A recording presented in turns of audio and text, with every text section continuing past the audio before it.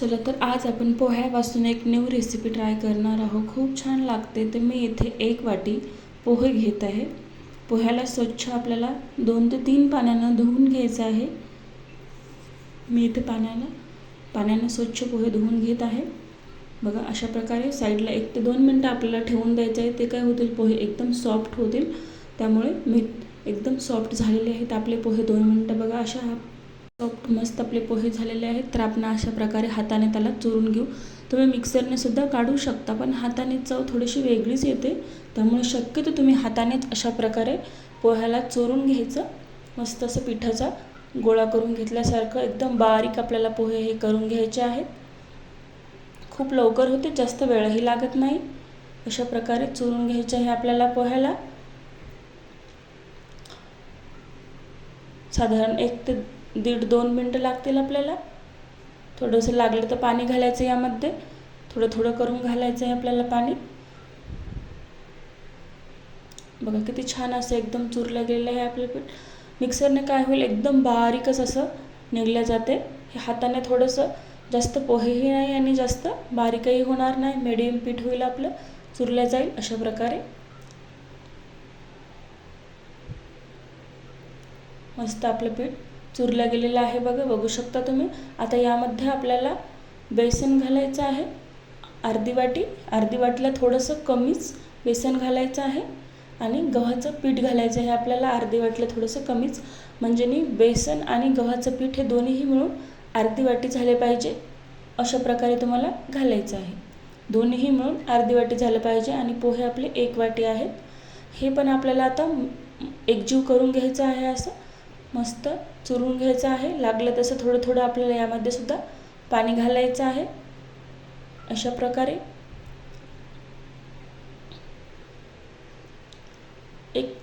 आपल्याला पोळ्याला कसं पीठ पाहिजे त्या प्रकारे असं पीठ मळून घ्यायचं आहे. थोडंसं सॉफ्टच घ्यायचं आहे. अशा प्रकारे झटपट रेसिपी आहे ही. कोणतीही पूर्वतयारी करायची गरज नाही आपल्याला. खायला तर खूपच छान टेस्टी लागते. लहान मुलांपासून मोठ्यापर्यंत सर्वांना आवडेल. बघा अशा प्रकारे. तर यामध्ये आपण हळद घालू 1 चम्मच. लाल तिखट पण तुम्ही घालू शकता, पण मी ते लहान मुलांना बनवत असल्यामुळे लाल तिखट घालणार नाही. थोडंसं मीठ घालणार आहे. कोथिंबीर घालायची थोडीशी आपल्याला. खूप छान लागते ही रेसिपी, एकदा ट्राय करा. यामध्ये मी जिरं पावडर घालणार आहे थोडंसं. नाश्ता जर तुम्हाला तेच पोहे उपमा आहे ते खाऊन असं कंटाळा आला असेल तर तुम्ही अशा प्रकारे पोह्याचे थालीपीठ बनवू शकता. खूप छान होतात. वरून क्रंची आणि आतमधून सॉफ्ट असे. बनायलाही झटपट रेसिपी आहे.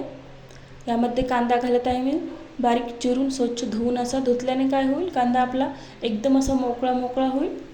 धुवून कांदा आपल्याला घ्यायचा आहे. अशा प्रकारे कांदा पण यामध्ये मिक्स करायचा आहे.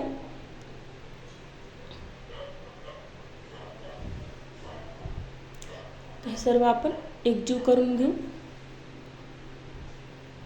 अशा प्रकारे. बघा किती छान असं पीठ आपलं हे मस्त झालेलं आहे रेडी.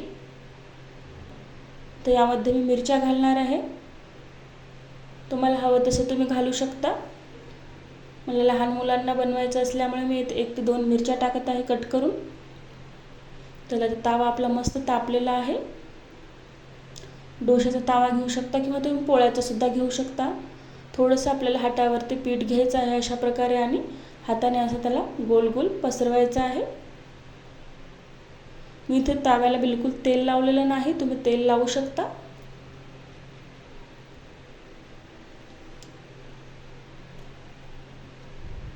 अशा प्रकारे आपण एकदम मीडियम, जास्त पातळही नाही आणि जास्त जाडही आपल्याला ठेवायचं नाही. तर साईडला कडेने आपण तेल सोडू याला, कारण की आपण अगोदर तेल लावलेलं नाही बिलकुल. खूप झटपट रेसिपी आहे. तुमचा 10 मिनिटामध्ये नाश्ता बनवून रेडी होईल.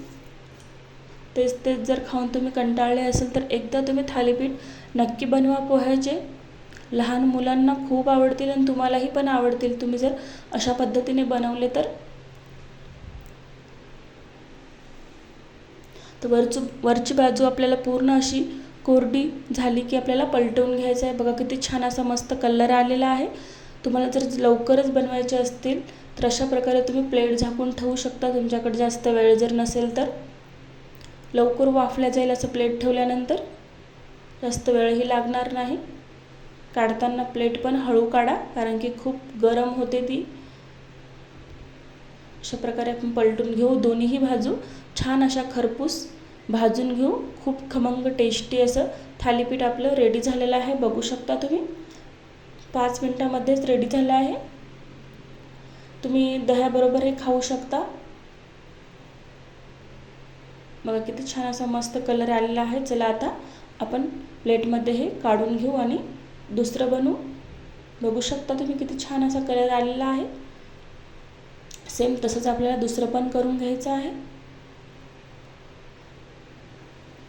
अशा प्रकारे आजची रेसिपी कशी वाटली तुम्हाला कमेंटमध्ये नक्की कळवा. व्हिडिओ आवडला असेल जराही तुम्हाला तर लाईक करा, शेअर करा, सबस्क्राईब करा चॅनलला. कसा वाटला कमेंटमध्ये नक्की सांगा.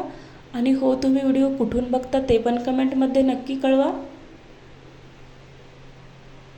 अशा प्रकारे वरची बाजू पूर्ण अशी हडकल्या गेली. आता हे पण आपण असं पलटून घेऊ. बघू शकता तुम्ही किती छान असा कलर आलेला आहे आपल्या थालीपीठाला. एक वेळेस तुम्ही पोह्याचे थालीपीठ नक्की बनवून बघा. एका वाटीमध्ये साधारण 5 ते 6 थालीपीठ आपले या साईजचे बनवून रेडी होतात. थोडंसं पीठ उरलं होतं, मी 2 पण एकदाच केले. बघा अशा प्रकारे तुम्ही एकाच टाईमला 2 पण करू शकता किंवा मोठा एकच थालीपीठ बनवू शकता. बघू शकता तुम्ही किती सॉफ्ट असे थालीपीठ झालेले आहेत आपले रेडी. तुम्ही दह्याबरोबर खाऊ शकता. हे खूप छान लागते. चला तर आजची रेसिपी कशी वाटली कमेंटमध्ये नक्की कळवा. मस्त आपले थालीपीठ रेडी झालेले आहे. काय मस्त असे छान झालेले आहेत. चला तर पुन्हा भेटू पुढच्या व्हिडिओमध्ये.